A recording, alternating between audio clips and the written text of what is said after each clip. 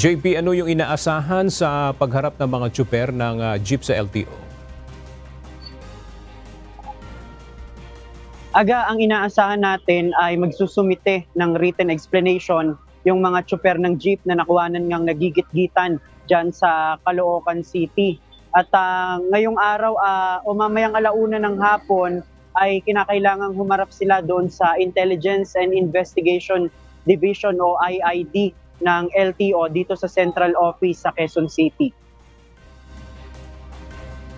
Ngayong araw nga yung itinakdang schedule para sa pagdinig ng LTO doon sa dalawang jeepney driver na nagitgitan sa Caloocan City na naisyuhan ng show cause order noong nakaraang Biyernes.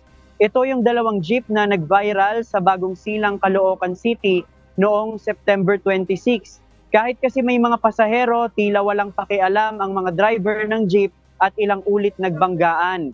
Ang ipinatawag ng LTO ay yung mga may-ari ng pampasaherong jeepney para ituro yung kanilang mga driver na involved sa insidente at pagpaliwanagin sa LTO ngayong hapon. Yan yung mga jeepney na may plakang TVS 273 at TVN 720 na pawang mga alarmado na ngayon. Maaaring maharap sa patong-patong na kaso ang mga driver na sangkot sa insidente, kabilang ang reckless driving, obstruction of traffic, at improper person to operate a motor vehicle. Yung kanilang pagharap ngayon sa LTO, pati yung pagsusumite nila ng written explanation, yun yung pagbabatayan ng ahensya kung dapat bang suspindihin o ma-revoke yung kanilang mga driver's license dahil nga doon sa